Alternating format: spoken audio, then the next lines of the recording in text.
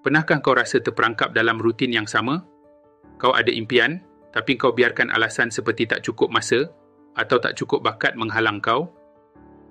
Sebenarnya, bukan bakat yang kurang, tapi disiplin. Kau takut keluar dari zon selesa sebab risau gagal atau ditertawakan. Tapi, setiap kali kau pilih untuk kekal selesa, kau bina tembok antara diri kau dan impian kau. Allah Subhanahu Wa Taala berfirman dalam surah Al-Baqarah ayat 286. Allah tidak membebani seseorang melainkan sesuai dengan kesanggupannya. Ini bermakna, apa jua cabaran yang kau hadapi, kau sebenarnya mampu mengatasinya.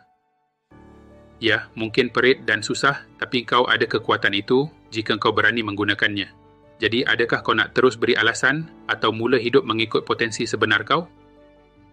Hidup ini tiada jalan pintas. Lihat saja Khabib Nurmagomedov. Dia jadi legenda bukan kerana bakat semata, tapi kerana dia tak beri ruang untuk alasan.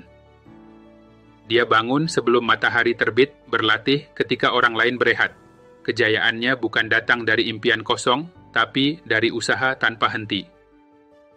Berhenti fokus pada apa yang kau tak ada, duit, masa, peluang, semua itu hanya alasan. Jika kau nak berjaya, fokus pada apa yang kau boleh buat. Ada satu formula untuk berjaya. Disiplin dan usaha.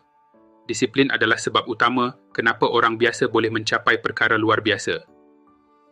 Kau boleh ada semua bakat di dunia, tapi jika kau malas, orang yang bekerja keras akan mengatasi kau. Disiplin adalah kunci untuk membuka potensi sebenar kau.